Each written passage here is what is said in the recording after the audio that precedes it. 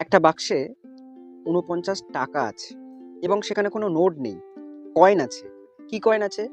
৫০ পয়সার কয়েন আছে আর ২৫ পয়সার কয়েন আছে। কটা কয়েন আছে? ১৪০টা কয়েন আছে। এই যে ৪৯ টাকা আছে, এটাকে পয়সা নিয়ে গেলে ১০০ দিয়ে গুণ করতে হবে, মানে ৪৯০০ পয়সা আছে। তাহলে ১৪০টি কয়েনের মূল্য ৪৯০০ টাকা। একটি কয়েনের মূল্য কত হবে? ভাগ করলেই পেয়ে যাব। ০ ০ কাটলাম, ৭-এর নাম তাই, ৭ দুগুণে ১৪, ৭ ৪-তে ৪৯ আর ০ ৩৫ দুগুণে ৭০। মানে আমি যদি মনে করি ওই বাক্সে এক রকমের কয়েন আছে, সেই কয়েনটা কি কয়েন? ৩৫ পয়সার কয়েন। যদিও ৩৫ পয়সার কয়েন বলে কিছু হয় না, জাস্ট ভাবো যে ৩৫ পয়সার কয়েন আছে এবং কটা আছে? ১৪০টা আছে।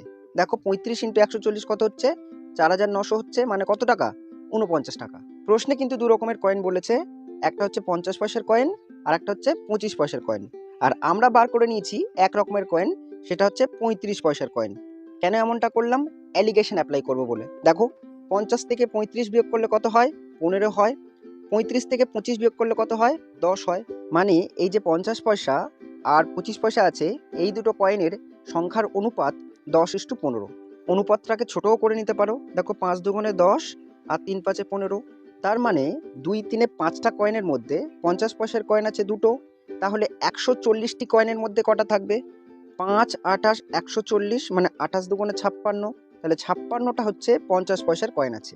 ১৪০টার মধ্যে ৫৬টা যদি ৫০ পয়সার কয়েন থাকে, বাকিটা কি থাকবে? ২৫ পয়সার কয়েন থাকবে। সেটা কটা? ৮৪টা। অঙ্কটা ভালো লাগলে লাইক করে দেবেন, আর এরকম আরও ভিডিও পেতে আমাকে ফলো বা সাবস্ক্রাইব করে রাখতে পারেন। ভিডিওটা দেখার জন্য অনেক অনেক ধন্যবাদ।